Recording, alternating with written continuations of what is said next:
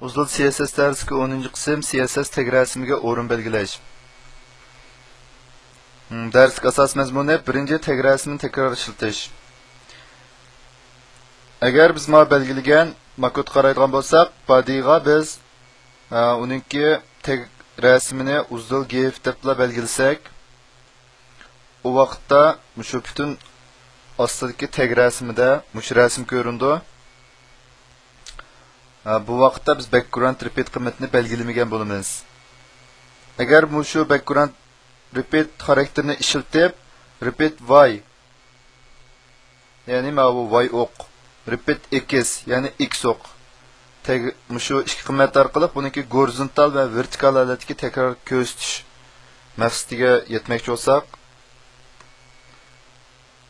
biz mayada masalan repeatni qo'shdik. Y o'qda bu takror ko'rsatilsin deb ma'lumotni oladigan bo'lsak, mana ostidan ust qismigacha ma'qul vertikal holatli ko'rindi. Agar men ma'ni x o'q deb o'zgartirgan bo'lsam, bu horizontal holatda bunda takror ko'rindi rasm.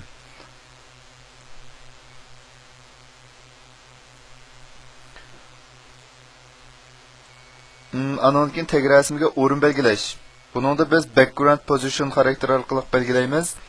Ya'ni shu meyada ko'ringan rasmninki aslidagi o'rnidan shu to'liq holatda shu bir boshdan boshlab chiqqan bo'lsa, biz ma'ni o'ttirdan boshlab, eng chetdan shu o'ttirdan boshlab menda ko'ringan qilmoqchi bo'lsak, bu background position ishlatamiz. Buni qiymat yuklashning ikki xil usuli. Birinchi xili buningga center, top, bottom, left, right degan qiymatlarni berish bo'ladi. Masalan,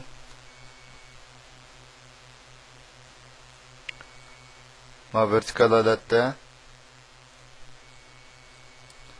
center degan qiymatni bersam, qaraydigan bo'lsak, mana o'ttirga to'g'rilangan holatda menda takror ko'rsatdi. Andan keyin mayadagi qiymatga men hozir qaraydigan bo'lsak, mayadan boshlab ko'ringan bo'lsa bu rasm, men mayadagi qiymatga 200 piksel deb qiymat bergan bo'lsam, bu rasm hozir 10 ga ozroq surildi degan gap. Agar men buningga 20%, 50%, ya'ni ost-usti o'ng so'l, bu ost-ustninki, o'ng so'l tarafninki % qiymat bo'ladi. Ma'qul holatda ko'rgan bo'lsak, mana buningki to'g'rilangan yer bu, o'xshash bo'lmaydi bayon qilgan. Hozirgidek ikkinchi xil qiymat berish shakli piksellik yoki %lik qiymat berish.